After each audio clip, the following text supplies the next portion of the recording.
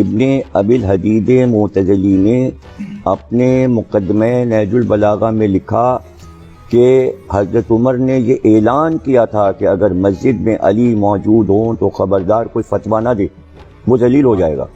علی کی موجودگی میں اگر فتویٰ دیا تو اس کے معنی فتویٰ اور شریعت جو علی سمجھتے تھے، یہ بات حضرت عمر بھی جانتے ہیں۔ خلافت کے ہر ادوار میں علی کی حیثیت ایک بڑے عالم کی تھی، جیسا کہ ابھی آپ نے بھی فرمایا، آپ نے بھی فرمایا، مون صاحب نے بھی فرمایا۔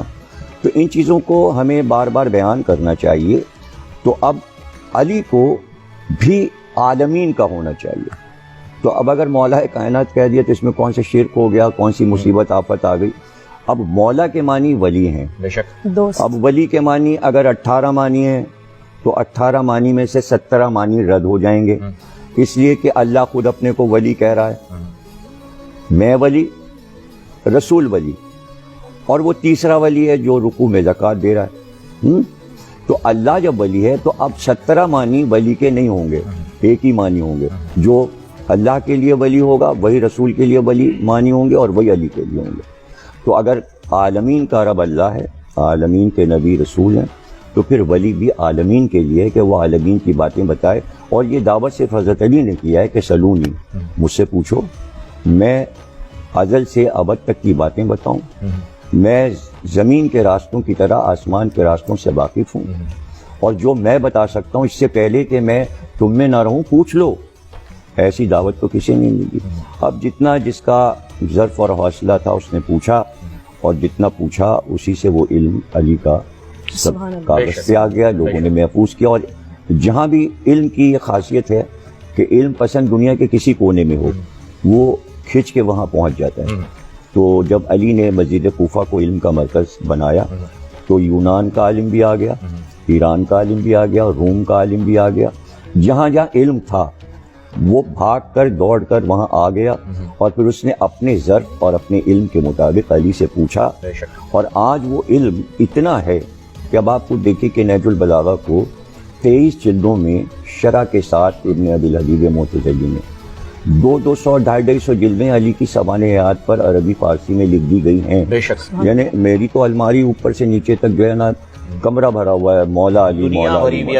یعنی میں نے ایک پورشن صرف نہج البلاغہ کا بنایا ہے، ایک پورشن صرف ولایت علی کا بنایا ہے، ایک علی کا سوانح حیات کا بنایا ہے، ایک علی کے علم کا بنایا ہے۔ صرف آپ وہ کتب خانہ کمرہ میرا دیکھ لیں جو علی سے بھرا ہوا ہے۔ اور دنیا کے کتب خانے، یعنی میں دنیا کے ہر بڑے کتب خانے میں گیا ہوں، کانگریس لائبریری واشنگٹن گیا، ہالینڈ کے، جرمنی کے، فرانس کے، لندن کے بڑے کتب خانے، آپ یقین کریں صرف میں کہتا تھا علی، تو لائبریرین جو مقرر ہے انڈیا ہافس لائبریری میں، بہت بڑی لائبریری ہے، وہ بس کہتا تھا اور وہ چیز لا کے میز پہ رکھ دے۔ وہ کہتے تھے 2 منٹ میں کتاب آتی ہے، وہ چاہے کسی منزل پر ہو وہ جناب آ جاتی ہے۔ میں نے کہا حضرت علی پہ جو انگریزوں نے کتابیں، انہوں نے تھوڑی سی دیر میں جناب ڈھیر لگا دیا۔ سبحان اللہ، یہی وہ علم۔ اب اس میں آپ کو ایک واقعہ سنانا چاہ رہا ہوں، جو لوگ سن رہے ہیں۔ ایک عیسائی عالم ہے، اس کا نام ہے جارج جرداق۔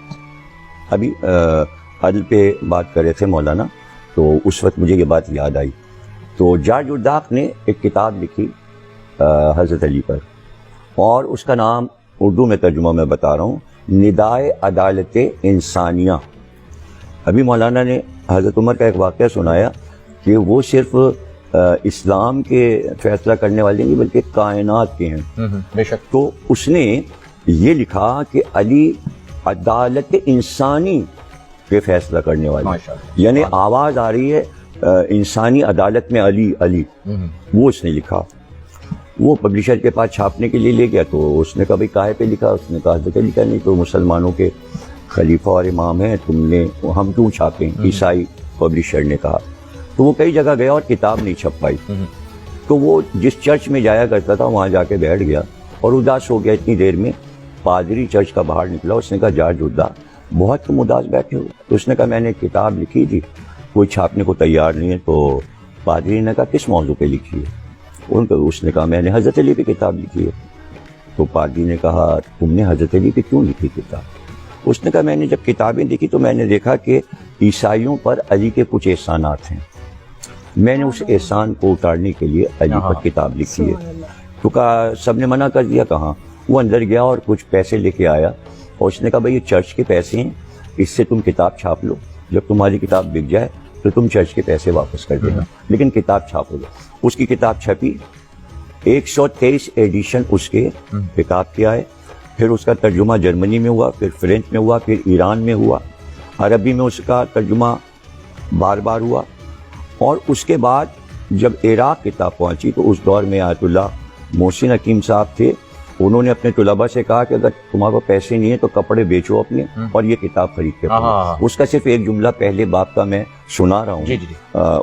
باب شروع کرتا ہے، وہ کہتا ہے، ایسے وہ بڑے انوکھے انداز سے ہر باب کو شروع کرتا ہے، پہلے باب کو شروع کرتا ہے، کہتا ہے کیا تم نے دنیا میں کوئی ایسا حاکم بھی دیکھا کہ رات کو وہ نہیں سویا جب تک اسے یہ یقین نہیں آ گیا کہ ہمارے پورے ملک میں کوئی بھوکا نہیں سویا؟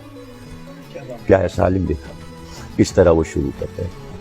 تو اس کتاب کو بھی اگر آپ پڑھیں اور غیر اقوام میں جو کچھ مولا علی کے بارے میں کہا اس کو پڑھیں، اور ان چیزوں کو عام کرنے کی ضرورت ہے کہ علم سے اکبر الہ آبادی جو کہ جسٹس تھے اور جج تھے الہ آباد کے، وہ کہا کرتے تھے کہ بھائی تعلیم ہو ہی نہیں سکتی، اس لیے کہ تعلیم کا دل علی ہے۔